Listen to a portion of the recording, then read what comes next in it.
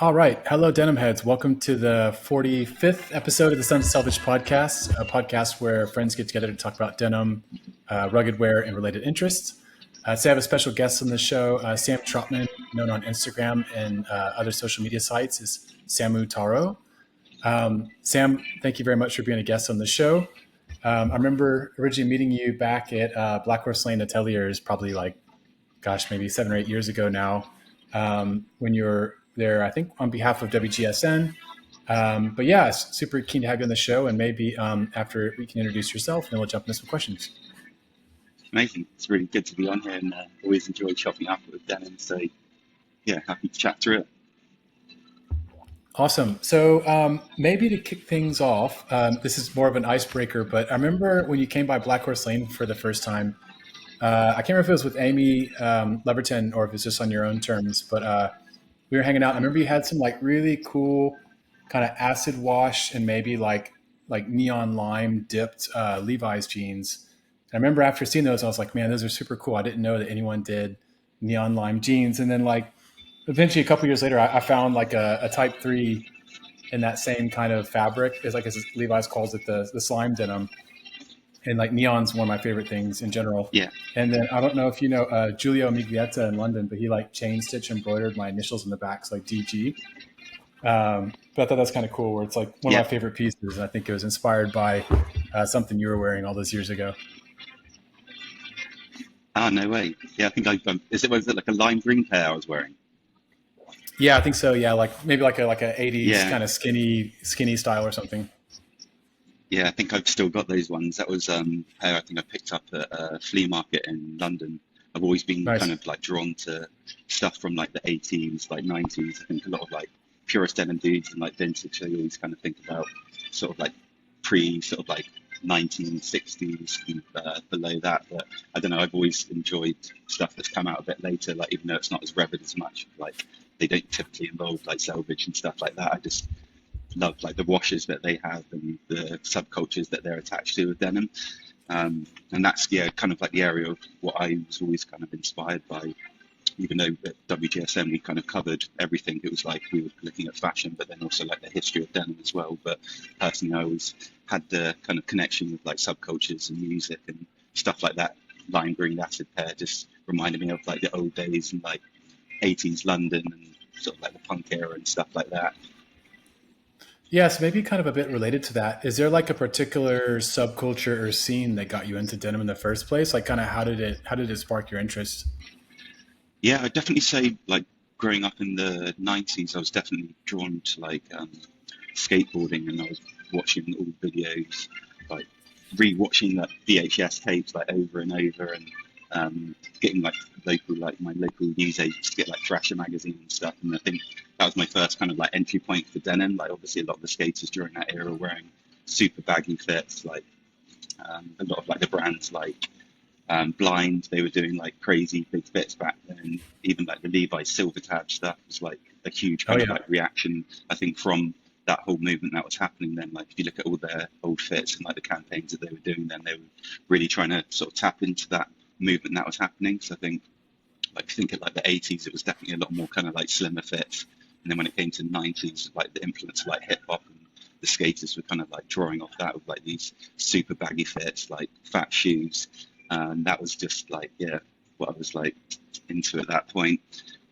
So I'd say that was the main thing, and I used to just sort of go to flea markets and local kind of skate stores around my area in the UK and the South Coast, and I'd be buying up those jeans, trying to look like a lot of the skaters in the video back then.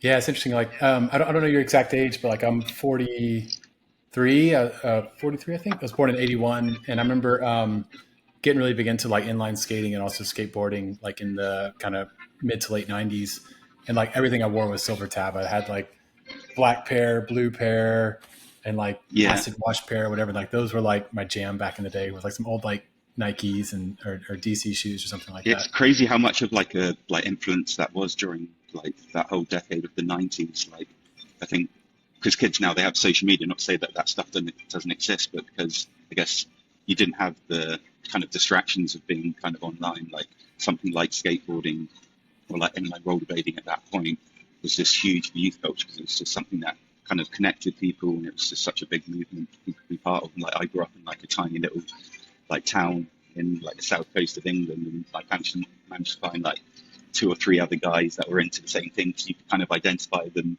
because they'd be wearing the same kind of thing as what I was wearing. And even though I didn't know them, I could kind of see them like skating around like at little local spots. And it's like that was like a connector that you could have. And even though you didn't know these people, it was like you kind of connected because there was that tribal element of it, I guess. Yeah, and before like the X Games, I mean, that was kind of like our version of social media, right? Was like you'd pick up a new skate video, or you'd get like a version of the new issue of Thrasher or Big Brother when that came out, or I forgot what it's called. But it's like a rollerblading magazine that was kind of like the analog to Big Brother. Unity, was it? I can't remember if it was Unity. Like it There had a was lot one. of like they often had like artwork from Senate brand, like Arlo Eisenberg and some of those guys. Oh man, I've probably got some issues back at home. One was designed, I think it's called Transit, done by We a dude had in one, Austin. yeah, in UK we had one called Unity and then another one called Daily Bread, I think it was called. Yes, Daily Bread. But That's what I'm looking for. Yes, yeah, that was the one. so I was like skateboarding, I was like rollerblading back then. We did wakeboarding, like a lot of my brother, like he was really big into a lot of kind of extreme sports, so like we were doing all of that stuff. And yeah, had subscriptions to like Daily Bread, Unity. We had a UK skate mag called Sidewalk Surfer, so I was like pouring through those and then watching all of like the trans world videos, like Yep. what else did I have, like the Zero kind of misled youth, like stuff like that. I was obsessed with those. And so I think getting into sort of looking at like I guess trends and what was sort of happening, like that was my kind of gateway to it. And like seeing what was happening, what skaters were wearing, and then watching like stuff like MTV as well at that point, what musicians were wearing, and kind of connecting those dots of like, okay, this is what's sort of happening within counterculture at the moment. And I feel like a lot of that time, what I spent like pouring through those magazines, watching skate videos and music videos and stuff. And even though your mum's like screaming at you at that point for like just wasting time or whatever, it's like all of that kind of time that I spent like looking at all of that stuff, it kind of feeds into what I do nowadays and kind of helps me contextualize stuff in terms of when I'm putting these stories together, because stuff that I guess that I've lived through, and it helps me kind of connect the dots of when new stuff's sort of arising now. It's like you can draw the reference points of where stuff came from earlier.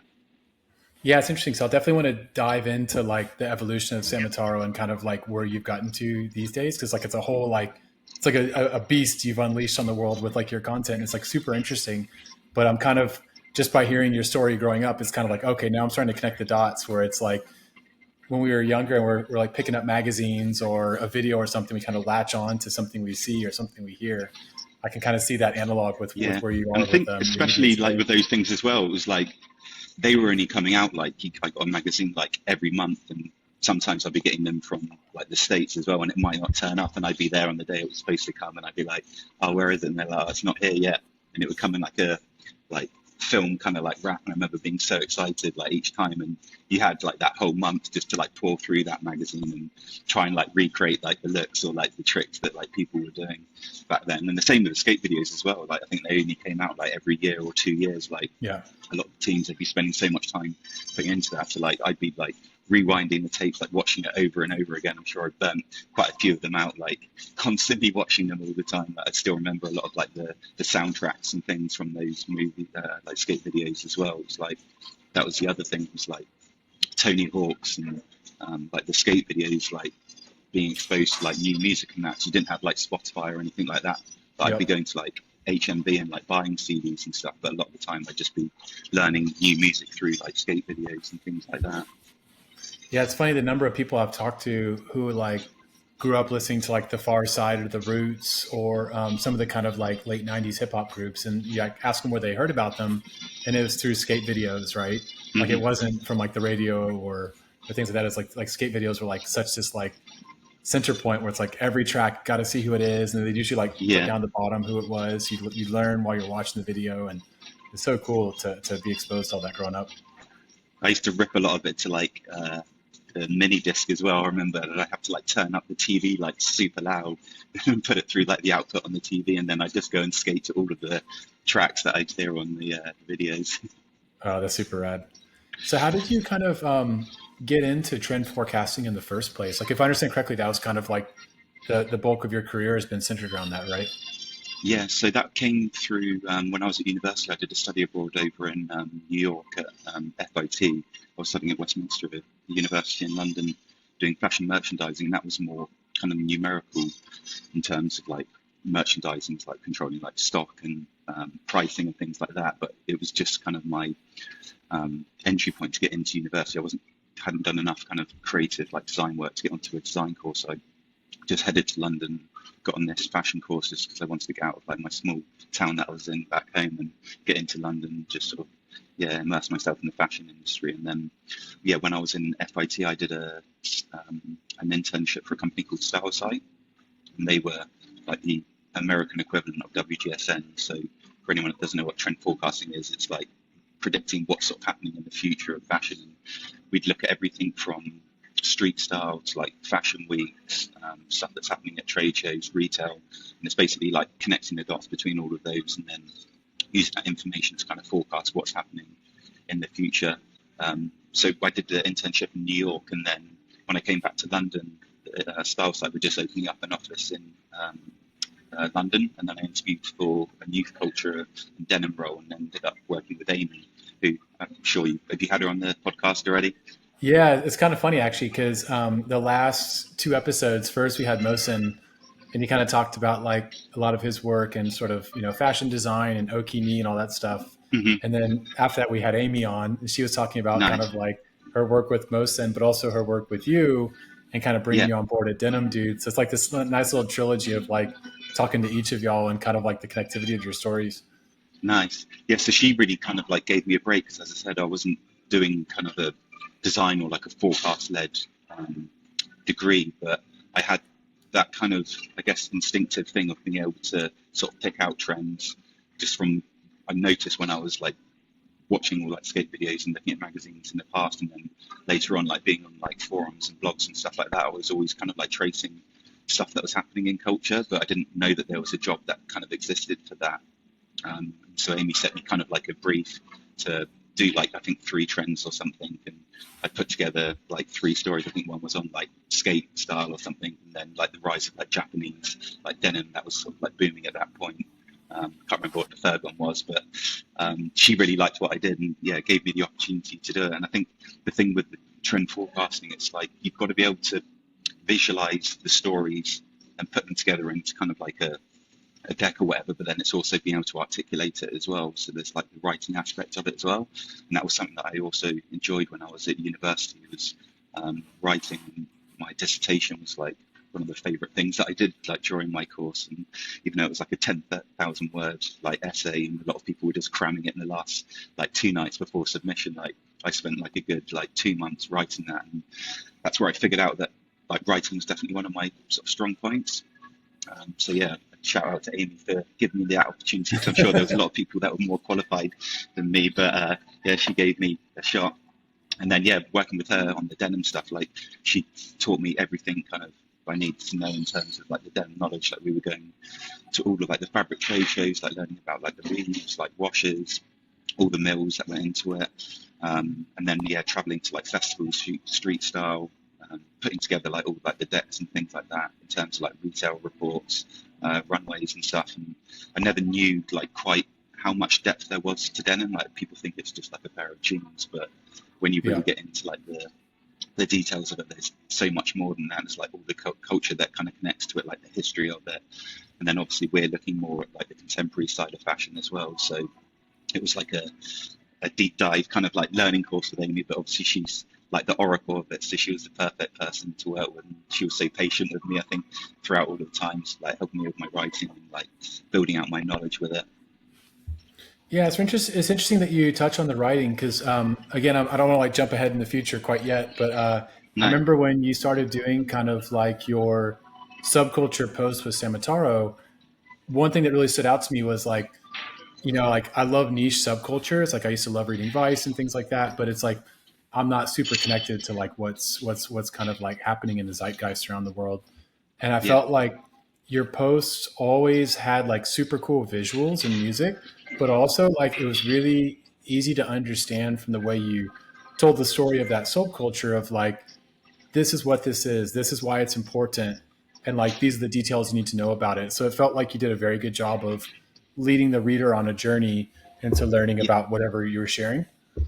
Yeah, I think a lot of that has to do with obviously like my career doing the trend forecasting. So when we're putting together a lot of like the reports and like the insight that we were creating, it's like we go around, do like all of our research, like find all our imagery and stuff, and then you've got to condense it all down into like a deck with like pages that are very specific about, I don't know, like a fit or like a wash, or we might do like a trend report on a certain new style that's emerging within culture.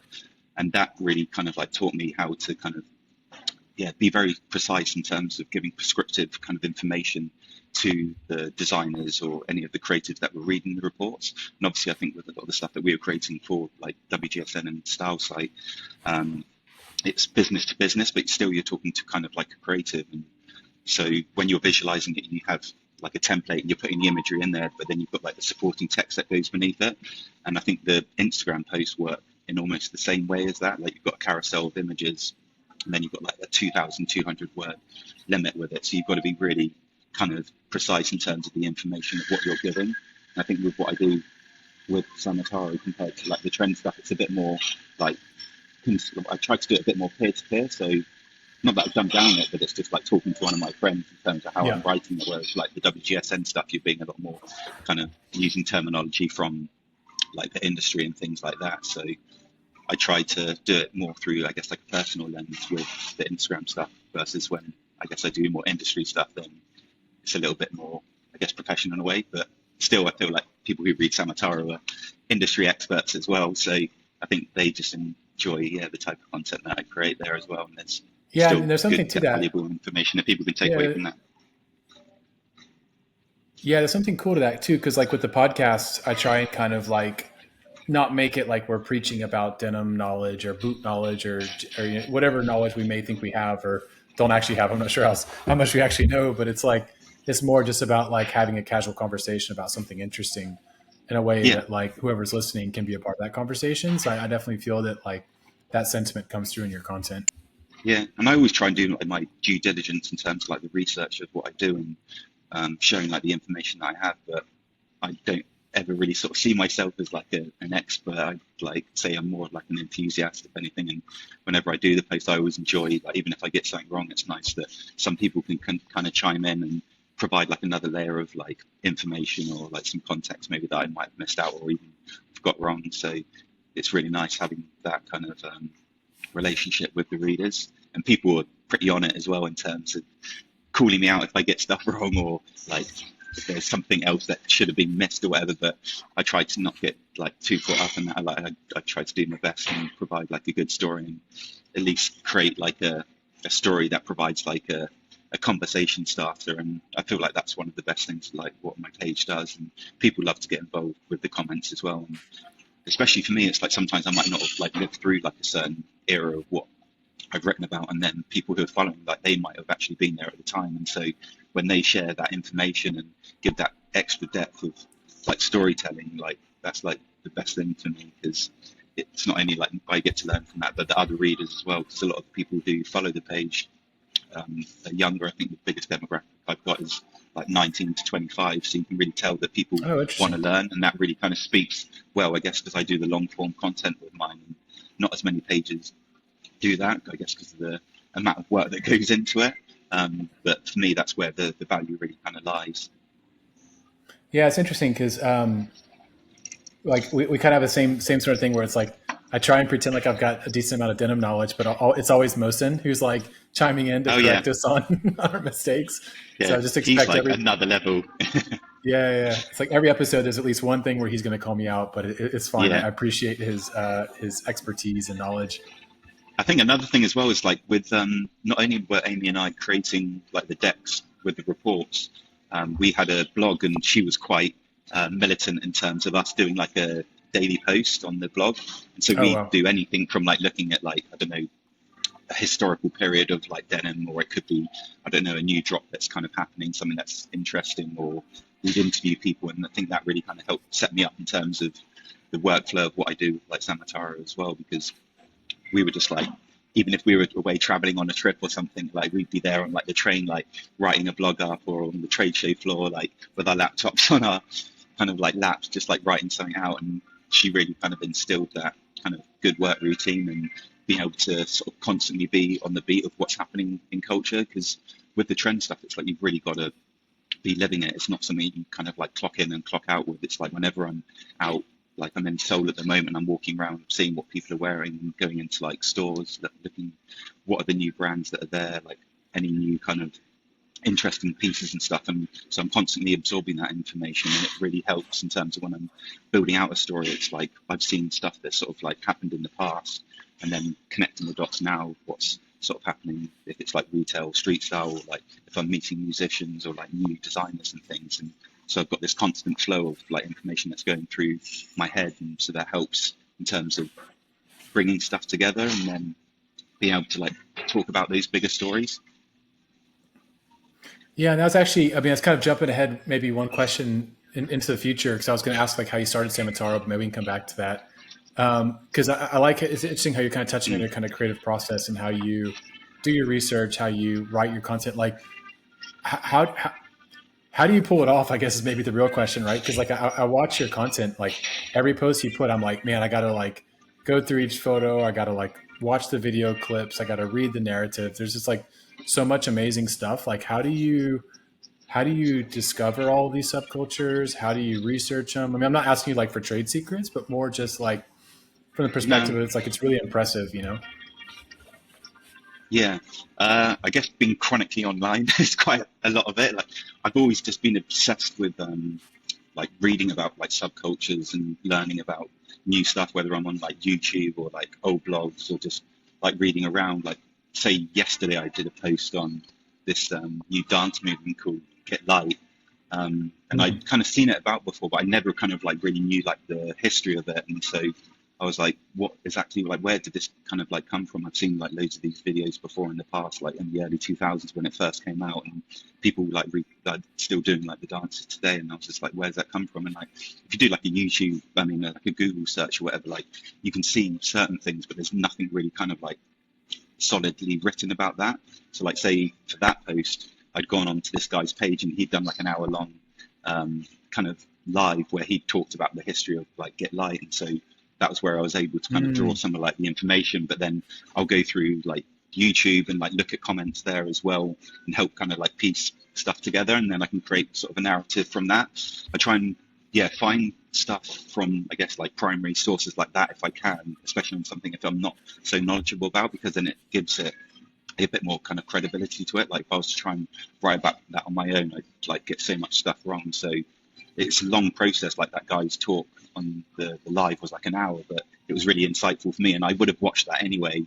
And so that was the whole idea of like Samatara. It's like sharing that information that I'm learning and then just putting people on to like cool stuff. I think the posts that do well with something like that, it's like you have the nostalgia aspect of people that were there and like lived through that the first time, but then you're also spotlighting like a cool part of culture to people like younger today who might not know about that.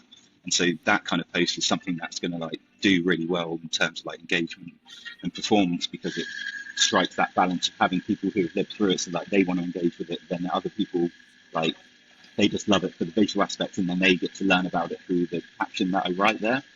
But then other stuff, it could just be where I've gone off my own knowledge, and something like that I can put together much quicker.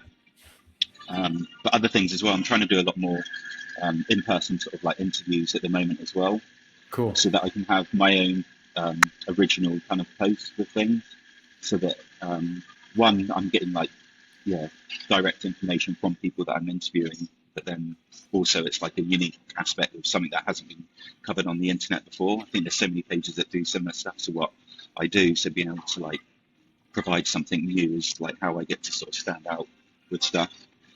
But yeah, it all comes kind of like pretty impulsive. I put that post together at like 1 a.m. last night. I kind of had a thing where I'd sort of seen some of this stuff and I was like, oh, this is going to be like a cool post that will like pop, and it's something that I've really enjoyed watching as well. So I was like, I'll just put this together quick. So it took like a few hours, but still it's like I was happy with it and people love to see it. And I was going to ask something kind of related to that around like curation. So do you, when you discover something new and interesting, are you just kind of like, I'm going to go down the rabbit hole, see what I find, and at the end of it, make a decision as to like whether this is cool enough to post about, or are you like pretty good at being like, no, that one's going to be wasting my time. That's something interesting. I'm going to put my time here versus, or are you just kind of like going where things take you It's information kind of wise? a mix, I'd say. So some things like, I don't know, I recently did like a post on the, say, Adidas Superstar and skateboarding. And Yep. like with that one, it's something I found loads of good images on Tumblr that I'd like been saving down. Then I kind of like curated stuff that I've been saving on Instagram of like newer skaters who've been wearing the sneaker today. And that one's something that I've been saving for maybe, I don't know, like 6 months or something, or even like maybe some Tumblr stuff. I'd had it from like a year ago. And then because I'd seen a lot more skaters wearing it today, I was like, oh, that would be a really good post to look back. What's the history of like the Adidas Superstar in skateboarding? Like, obviously, it's a sneaker that's rooted in like basketball, but then it's also something that's come through in like subculture with like hip hop and Yep. breakdancing. But then it's not a sneaker that was designed for skateboarding, and so it's now transitioned into this realm where it was never originally like supposed to be used for, and like that's something that I find super interesting with like subcultures, how they adopt like a product and take it out of its original context and give it a completely new meaning.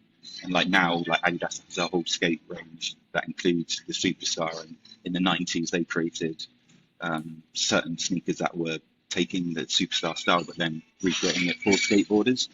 So I basically, for that one, I just went through and kind of looked at like the chronological kind of evolution of like the Superstar and who were the first skaters that started wearing it back then, how Adidas kind of evolved the shoe and actually picked it up and started making a skate range out of it, and then why is it being picked up again now by younger skaters. And so having that kind of like lineage, it lends itself really well for like storytelling in a post. And then the footage that you find as well is just always like super sick as well, like the old kind of grainy videos of like Mark Gonzalez in the 90s, like wearing like Superstars and stuff like that. So it creates a really kind of cool visual aspect, even if you do not even read in the text. It's like it's fun just to kind of like slide through the carousel. And I think It that's was the interesting. important aspect of when you're doing like the curation. It's like you have like an image on the front or like a video that's going to hit, and then that will draw people in. They're going to look through it and they'll be like, oh wow, these images are like cool and inspiring. And then they might dip into the caption and then read about it, and then it might take like, I don't know, 2 minutes to read it, and then you're like, oh wow, I've learned something. And it's like that's in 2 minutes out of my life. It's like a lot of the people who say they enjoy my content, it's like not just going onto Instagram like doom scrolling. It's like at least you're coming away with something at the end of it. Yeah, it's interesting. So I was recently like kind of going back through your content to kind of pick out some highlights to chat about in the episode. And I stumbled across your like Chad Muska post around like how he became kind of like B-list Hollywood celebrity for a while. I didn't even know Yeah, that happened. I just knew him from like ES skateboards and like yeah, his kind of like fame as like a pro skater. And so I was like exactly. super interested to learn he had this whole other life story that like I probably would Yeah, not have had awareness of, you know? yeah. I was obsessed with him when yeah, the late 90s. I can't remember, was it like 98? I think when like Shorty's Fulfill the Dream came out, and like he was Yep. just like my idol at that point. Like his whole swag of like wearing like track pants, like one leg like rolled up, like the boombox, like the Yep. music that he produced with it, and like he had this whole kind of like aura that went beyond just like a typical pro skater. Like he's driving around in like the Escalades, and just yeah, his whole kind of like personality like went above and beyond like a typical kind of skater. And I feel like those kind of people just really help um, make like something like skateboarding even bigger than what it is, because it's like it's going to draw people in from the different kind of like culture aspects. Like he was hanging out with like Mobb Deep and like producing stuff with like other kind of like rappers at that time, but then he was a skater, and then he had this period where he dropped out of skateboarding altogether when he was living in like West Hollywood, going out partying with like Paris Hilton, and like that was a fun place to do as well, because it's like putting on, not that had never been talked about before, but when you look on like Instagram, say there's like maybe just a picture of him with Paris Hilton, but then no one's giving any context about what that was. So when we put that post together, I just went through all of his old interviews and like specifically looked for stuff on that era, and he'd never really kind of like touched on it as like a whole. Like there was stuff I think on like Epically Later, they did like a little segment on it, and then there was an interview he did with Slam City where he spoke a little bit about it there. So like I'm kind of pulling all these different small bits of information from different parts of like the internet, and then I'll condense it down into a post. And like that one just like was huge. Like Chad shared the whole carousel of it, and like he was super stoked to kind of like see it, even though I think for him it was like a point where he was like, he tapped out of like skateboarding for like a year or two, and like he was just partying hard or whatever, and he probably didn't see it as like something that was like good for him at that point, because he wasn't skating at the time, and like he was just out partying and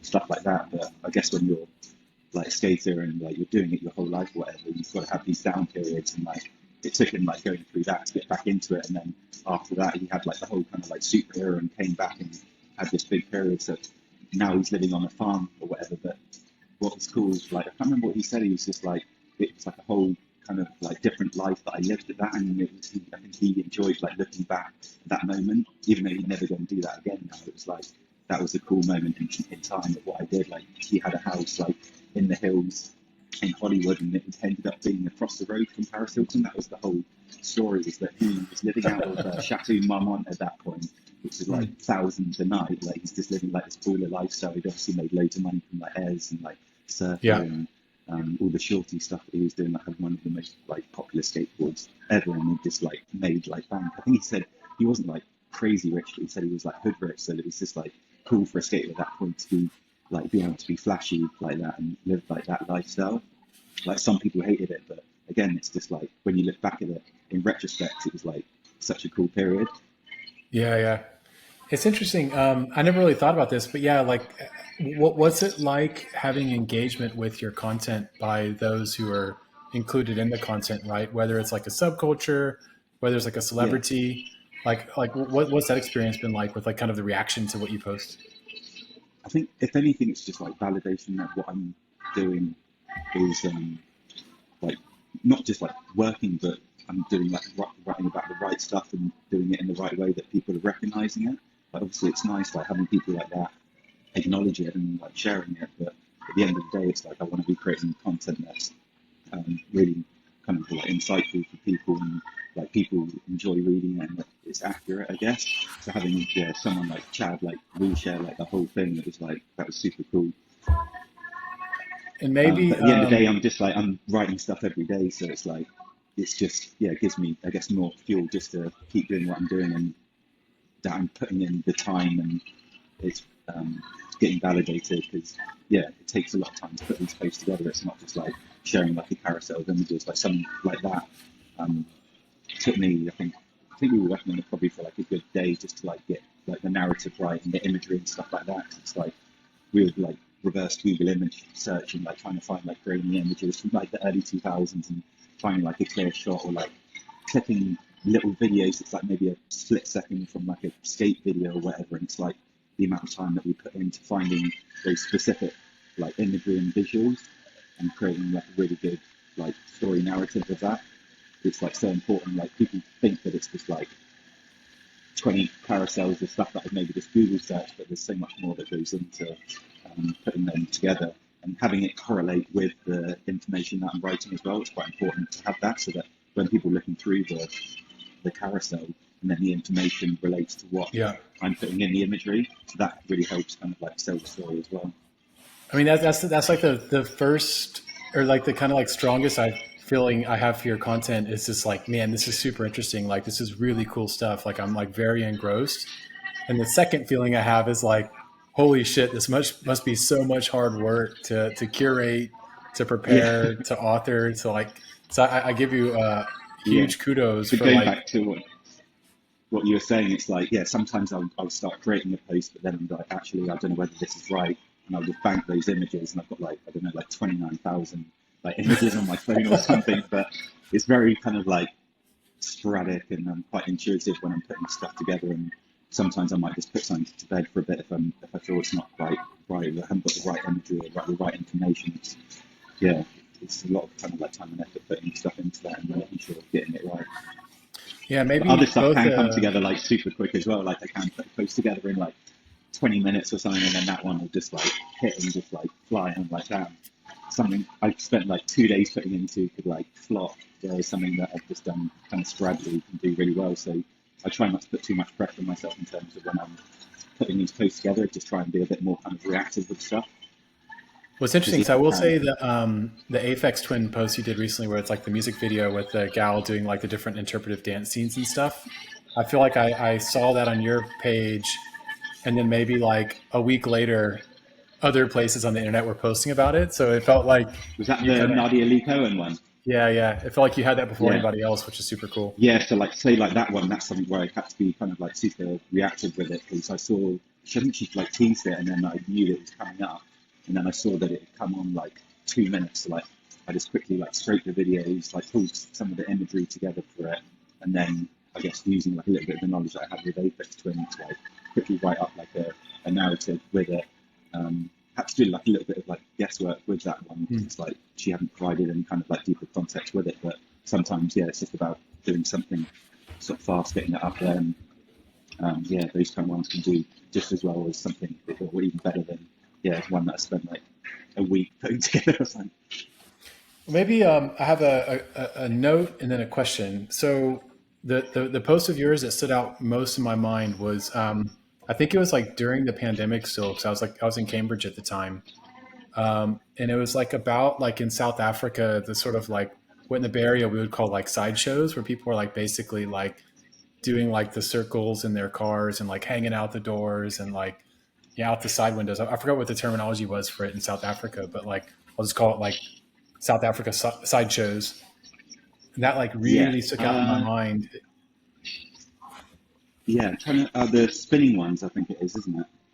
Yeah, exactly. But, yeah, that was something. Yeah, where they love like the E30 like BMWs. So Yep, exactly that one. Cars. Yeah, I think it's Johannesburg, like specifically where that one Yep. sort of like came from. It's like things like that, yeah, where it's like these crazy, super niche like subcultures that exist. Like I think sideshows have always been something that like existed. Like you have like San Francisco, I think San Francisco, like Bay Area, like they're huge for that kind of thing. But then you have people over in like Johannesburg, like they're buying these E30s and like they're super obsessed with it. And then even though the cars are completely like clapped out or whatever, it's like they're doing these crazy like donut kind of like spins, and it's not just like that aspect of like the driving, like they're hanging out the side of the cars as well. Yep. And that's been like a huge thing that's part of like that culture that maybe people don't necessarily like talk about it as much. Like I think the content that I shared was a photographer, I think he was maybe from Australia, and he'd gone over there and like documented it, and like there's old like YouTube videos of people that are there like recording it and stuff. So with one of those kind of things, it's like I watched like maybe like an interview on YouTube about that with people who are part of the scene. I can kind of like pull like a few quotes from that and then put it together. People love to see that kind of thing where you spot like something that's a really fringe subculture that people might not necessarily know about, or they might have seen like a clip on YouTube or Instagram, but they haven't ever had the context behind it. And again, that's another place that we usually perform well, is because people have that thing of where they're familiar with it, but then I'll provide like another level of context of how that came about, and like the whole kind of like culture around it. And I think I originally did a post on that using some of the footage from a documentary that someone shot, but then there was this girl who's doing it now, and she's like, I think like 13 or something, and so I revisited it again and did like an interview with her, and it's like look at how the new generation is adopting that subculture and see how it's still living on today. So it's like I always try and have that balance of like past and present and connecting the dots between them. And that piece in particular stuck out in my mind, because I remember when I saw it, I was telling my girlfriend at the time, I was like, "Whoa, this is Sam. I know him from Black Horse Lane. Like, check out this content he's making." Like ever since then, I've been a fan and a follower of your page. Yeah. What would you say from your perspective, or kind of like for someone who doesn't know your account and doesn't know your content, like what are like top three pieces that you think are either the most interesting or the most relevant, or like what would you kind of point someone to who's like jumping in to check out Samataro for the first time? Um, I guess like the thing like strapline I have is like make narratives, not noise, and that's just like a thing of being able to tell like good stories and um, cutting through kind of the noise of what's sort of like happening on Instagram. Like I'm always doing these deep dives into specific like niche parts of like subculture or trends that you might sort of see around in like pop culture or within like subcultures and just spotlighting cool stuff. And that can be anything from, I don't know, like, yeah, street dance cultures to like specific like music scenes, like other things within like gaming, like skateboarding, but then you can also get stuff as well within like art and I don't know, like sneakers, but even though they're all quite disparate, there's like a through line in the fact that they're all kind of like connected through this sort of subculture aspect of it. Like it can seem quite random, I guess, sometimes the things that I post, but at the end of the day, it's just like cool stuff that I've found on the internet or that I've always loved in the past, and just providing a platform for that. Anyone who's probably followed from the start will know that I started kind of covering, like going back to the start of like the denim content, and that's where I really kind of started creating my content and looking at denim from a different aspect of like the subcultures that are part of that. And as I said before, I wasn't looking at like the historical aspect of like turn of the century denim and how like miners and like workers were wearing denim. It was like I started looking from like the 70s and like counterculture in like San Francisco and like hippies, and then through to like 80s like punk and like how they were wearing denim. And then from that I was like, well, it's not just like denim that's part of like that subculture uniform. There was like the t-shirts and like the leather jackets and stuff like that, Yeah. and then the whole kind of like broader aspect that kind of like created that whole sort of subcultural like tribal identity. And so that's when I was like, well, there's more to what I want to kind of cover than just denim. I didn't want to limit myself. I think in a way you can be, an Instagram page can be quite powerful if you are very specific in terms of like a niche. Like Amy, say like she does denim dudes, and you can go on that page and you learn everything about denim. Whereas with mine, I wanted to make it a bit more broader in terms of just general stuff that I was interested in. A lot of the things that I'm looking at, that was all the stuff, I guess, that fed into the reports that I was creating on trend stuff. So I guess anyone who looks at the page now is just getting kind of like a macro sort of like lens in terms of what's sort of like happening in the beat of kind of like culture at the moment. Yeah, it's interesting too, because I was going through your page to kind of like, again, to get a bit caught up for the interview. And I was like trying to look at like what themes are consistent throughout your content. Because I know you had a career in denim consulting and like trend forecasting, but have kind of moved much beyond that. And the kind Yeah, of key themes I saw was like music, dance, kind of like sex appeal, and sort of like, fashion and counterculture. Those are kind of like the five key themes I saw as kind of like yeah, through lines through your work. And I was mhm, thinking, and it's like, well, is it that like Sam's like narrowing in on those particular areas of interest, or is that like ultimately like the zeitgeist of like what's cool and interesting at any point in time? And it's like actually it's I a guess pretty it's good like a bit of both. distillation. Yeah. Yeah, yeah, some of it's just like random shit that I just like find on the internet. I'm just like, this is like something fun that's kind of like to spotlight, or other things it's like I'm being a bit more kind of like reactive to stuff that what's happening. But say like with the dance culture stuff, like that's something I've been really interested in recently. I think like in the early 2000s, that was something that was super popular, and there's so many dance crazes that kind of like came out of that era. But then recently, I guess with like the rise of like social media, people have become more conscious of like how they kind of present themselves online, and maybe the dancing's been a bit more kind of like cringe. Like obviously there has been like dance cultures that have emerged like recently, and say like I don't know, like the Get Sturdy thing was probably something that was like one of the biggest dances that came out of like New York. But apart from that, hasn't been something that's been as big as what it was in like the early 2000s. And I guess Yeah. like say I did the post on, what was the one recently? I did the, hang on, I need to pull it up, but I thought that one with the Dutch I think guys it with the like was, kind of what like was it? Oh, say, industrial, like yeah, the hyper Dutch guys, there was techno that stuff one. was super neat. Yeah, And there was also the ones on the Melbourne Shuffle as well. And that was something that I kind of like learned about through my friend Lewis, who runs a page called Cold Archive, and he kind of like put me onto it. And then I've been working with Puma recently, and that shoe was, Puma was like a huge sneaker within that scene. And so that was something that I wanted to sort of like spotlight as part of like the storytelling, as part of my work with them.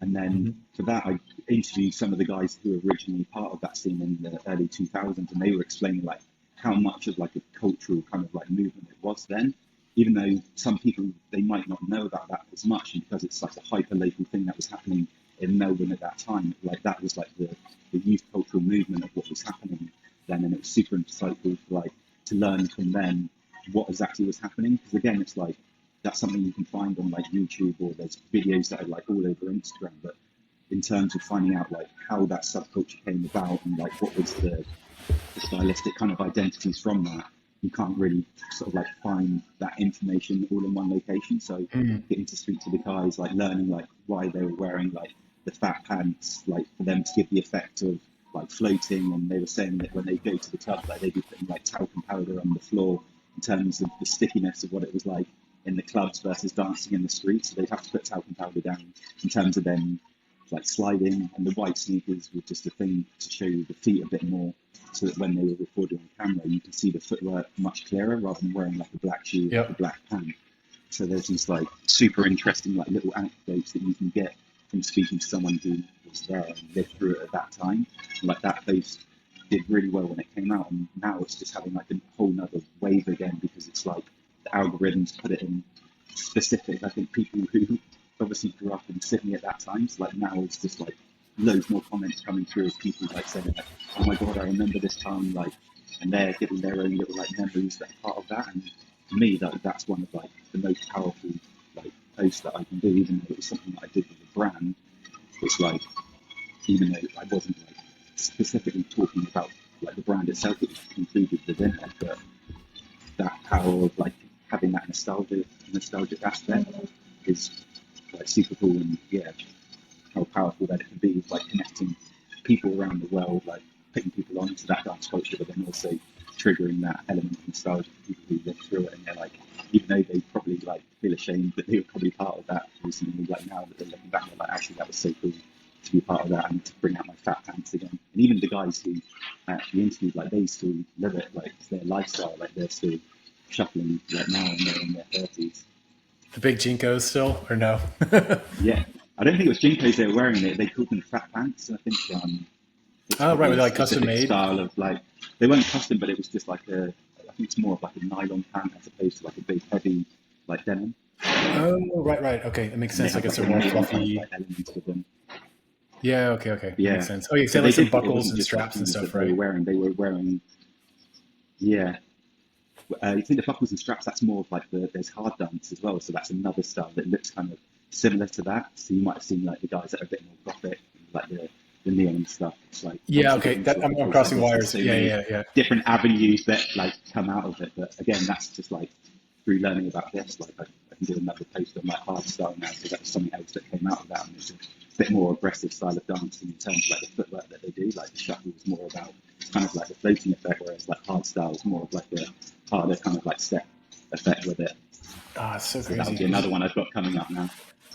Yeah, there's so But much to with keep that, up then what I with. was saying with the dance culture stuff, I feel like now, because there's so much stuff like happening in terms of like society, it's like, I don't know, wars going on and pressure from like governments and things like that. People just want to see stuff like reminded of like the good times. So that's Yeah. one of the reasons why I'm sort of like tapping into like that content. It's like, not only is it cool to kind of like look at that, but it's also, I don't know, it's just like it's not just like an Instagram post to me. It's like if I can trigger some kind of like feeling in people when I'm doing these posts and make them feel happy, it's like that's my job done.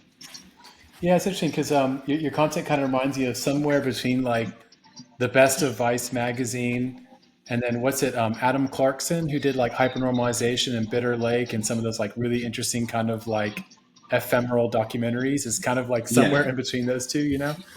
It's funny you say that, because that's where I kind of want to, as I've been creating this content, and as I said, I've been trying to do more original content in the future. I'm trying to do more like documentary based stuff. And I've always kind of been a bit torn of like where I can kind of like push my content from now. It's like the content I do does really well in terms of when I pull existing stuff from like online, but I want to be able to create my own sort of narratives and do documentaries and going out like interviewing people, shooting my own stuff.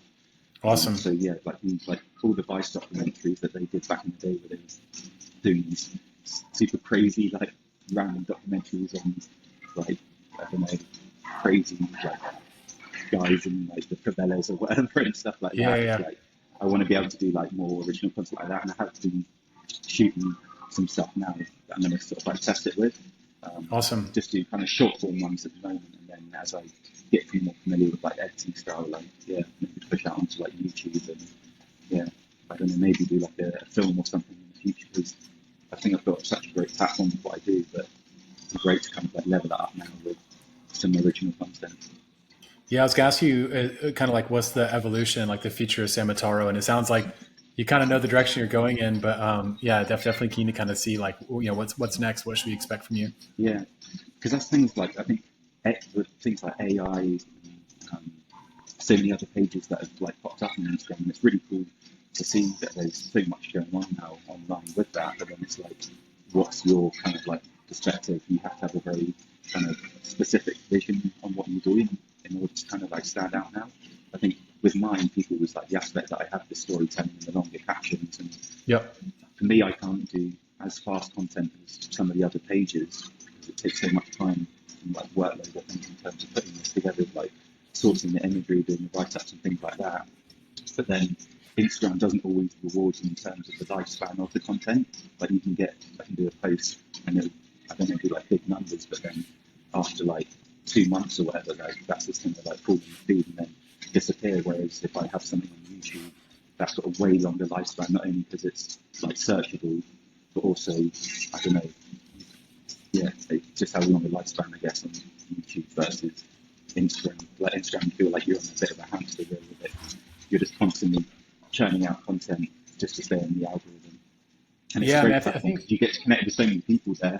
And I definitely still use it, and I love being part of that community. But yeah, in terms of like longevity, I'd love to do like a feature film or like documentaries, do more kind of like community-based events. Maybe that can be focused around some of the content of what I'm doing. Like I did the thing on like shuffling culture in the UK, which was different from the Melbourne shuffle. Like we had a thing in the UK called Cutting Shapes, and that was like a scene that arose in like the 2010s. And I'd love to do something maybe where that's kind of like do a night maybe that's connected with that culture, but then also bridging it with the new kind of style of like UK kind of like charter rap that's happening at the moment. So I feel like there's like a linear that kind of connects them as well. Having maybe like some live performances, and then also having like the dance aspect of it, the music, and I don't know, do like an exhibition or like a small zine that went alongside that, just to have more of like, I guess, like landmark kind of like moments, maybe if it's just like once a year or whatever, that I could focus on a specific like scene or something like that, and work with people within that scene and create like, a zine, do like a night or something and sort of celebrate that culture and allow other people to be part of it, but then also bring like originators in as well. Well, if you do that, please keep me on the invite list. Like that sounds super cool. Like those would be awesome events to check out, Because that's the people, like when I do spotlights like they love to see it being brought back to light and celebrating that time, but then also putting people on to stuff. So it's really important for me, I guess, to be able to acknowledge them rather than just like creating content for the sake of it. It's like try and do like an interview with them and like allow their voice to be heard, and then connecting that with the younger generation of people who are keeping like a certain subculture alive today. So I think it's funny. It's all good being on Instagram, but then having that in-person kind of event where you bring people together like that's even more powerful. And, it's just something that I'd like to kind of like evolve in terms of the content I'm doing. And super cool. Because a few times I've been to like book readings. Not just me being behind a screen. Yeah, I've been to a couple of book readings. Like I remember, like W. David Marks was like doing a talk at Clutch Cafe in London around Amatora, like 10 years later. And it was just so cool to kind of like have an artifact that captured a moment in time and a history, and then hearing the person kind of like talk about that history. And he brought in Jason Garmsville, who did like Black Ivy, and like another perspective on Yeah. kind of like Americana, and just kind of seeing like these people being in a room together talking about a time and a place and a thing. Like that, I think you're really onto an idea there with like bringing these people who were there in a place at a time doing a thing and like celebrating and learning about it and sharing that maybe to someone else. It's like tribal knowledge in a way, right? It's like someone else may pick that up and Yeah. take it down, Exactly. take it forward. Especially, yeah, what Jason did with the whole Black Ivy thing. It's like people think of like Ivy culture and they just think of it being kind of this white waspy thing, but it's amazing what he's done in terms of like the important storytelling that needs to be told in terms of culture and the influences Black people and how they impacted Ivy and making it what it is today.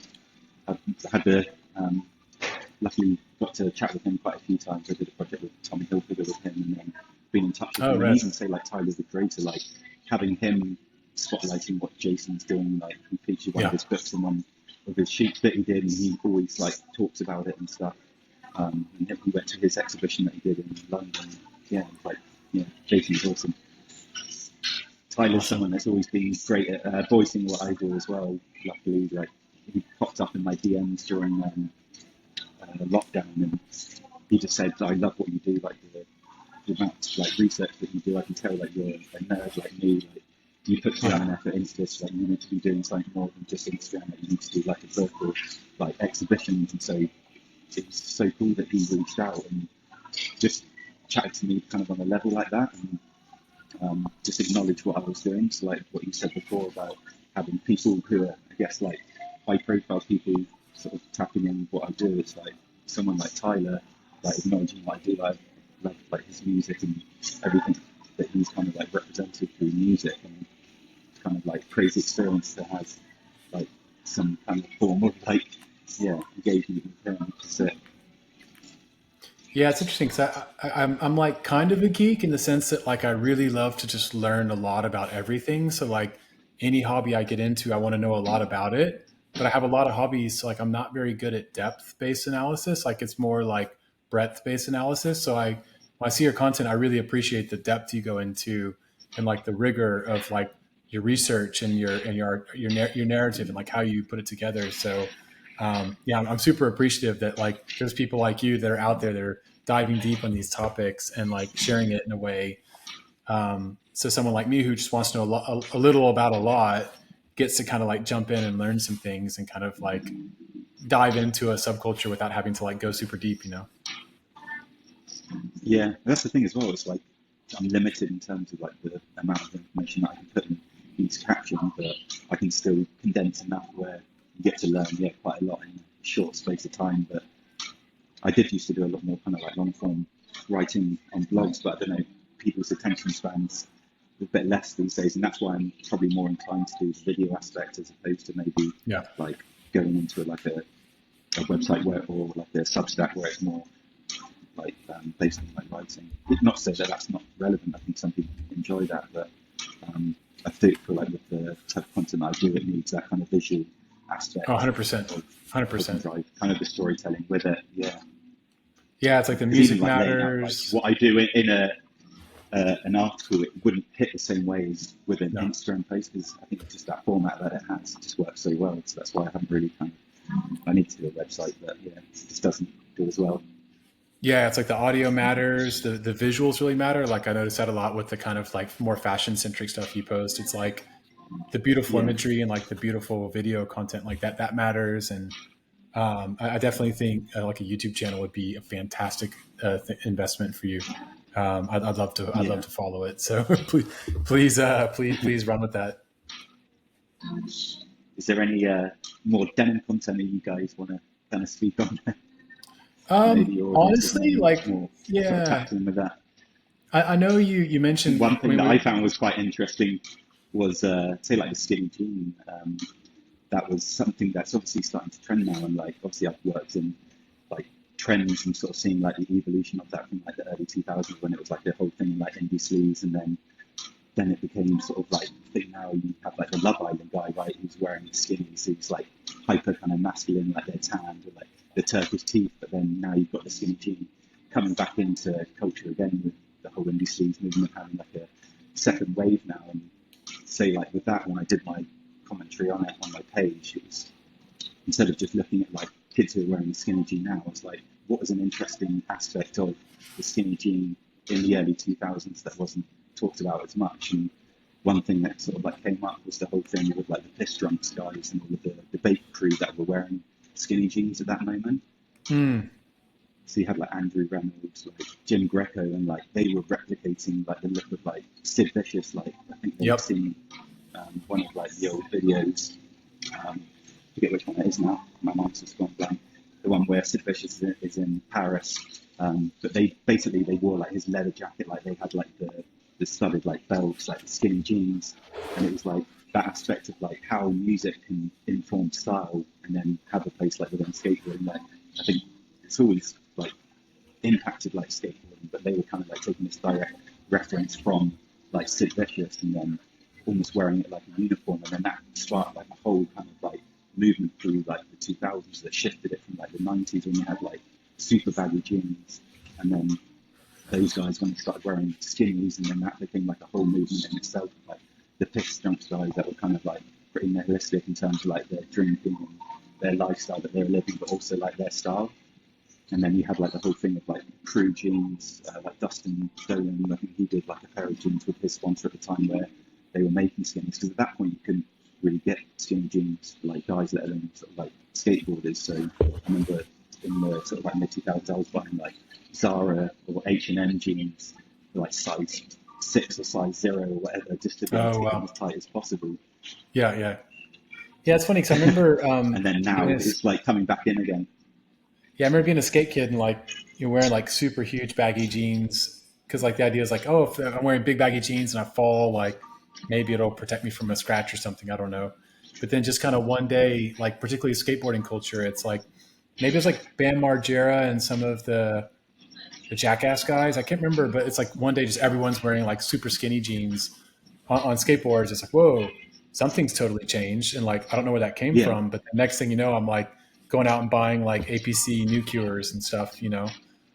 I think it was definitely like the Baker guys, and it's like the one of the original, like I think Baker, I can't remember which video it is now, one of the Baker videos, it's just like this small segment and you can see the shift of like part of the segments, I guess because it was filmed over a year, they're wearing baggier jeans at that point, but then there's also a few clips where they just suddenly shift and they're wearing the skinnies, and I guess it was like a big kind of cultural shift because they wanted to sort of separate themselves maybe from the generation before and make this kind of like cultural statement like, fuck me, this is like a new style that we want to be pushing. Super interesting. So when we interviewed Amy a couple weeks ago, she was like, yeah, I still have a couple of pair of skinny jeans in my closet.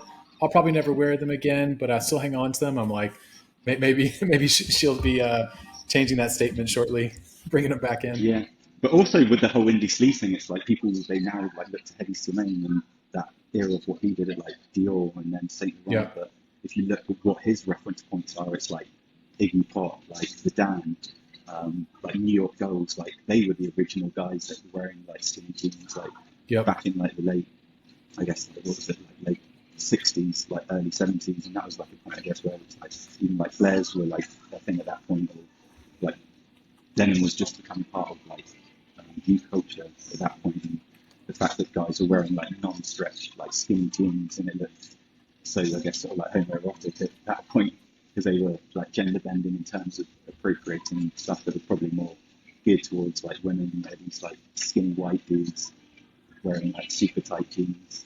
Like Andrew Luke, who's he used to work with me at Style Site.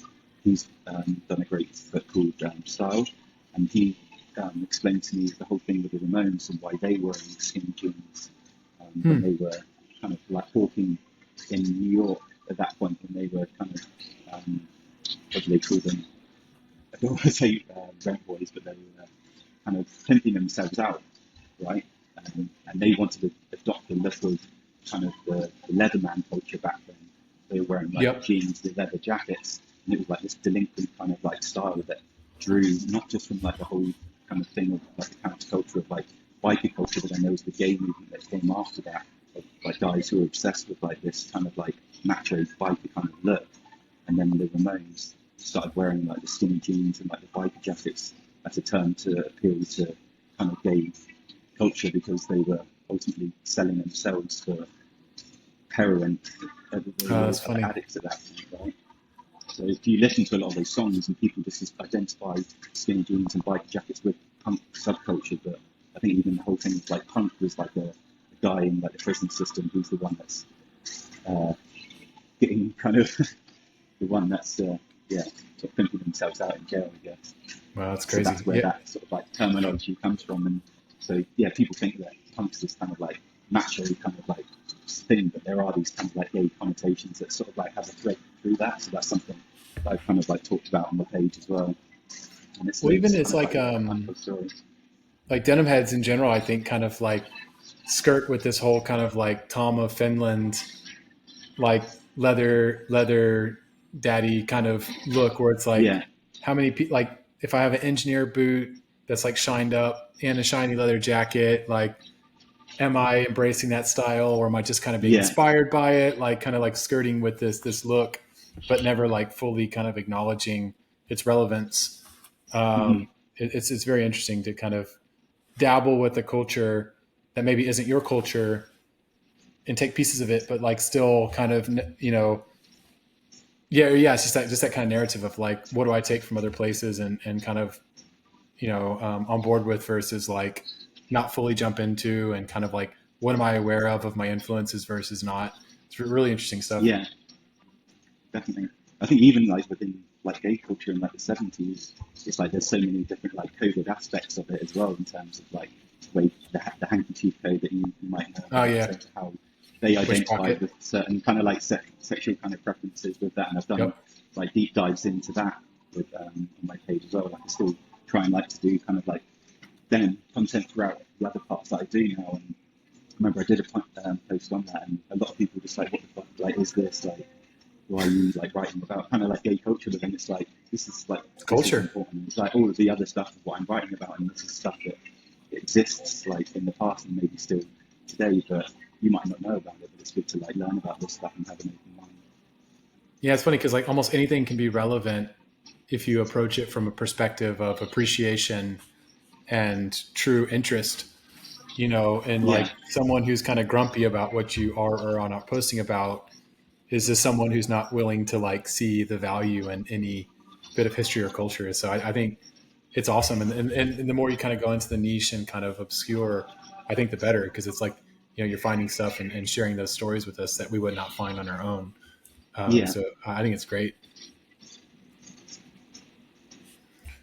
Cool. Well, on that note, anything else you wanted to touch on? Or? No, I mean, I think we've kind of picked your brain, Sam, and learned about your history, learned about kind of the evolution of Samantaro, and sort of hopefully where you're going with it next. So obviously, don't want to take up too much of your day, but just thank you for your time. Thank you for sharing all of your knowledge and kind of your creative process and your story, and super looking forward to seeing kind of where you go with things next.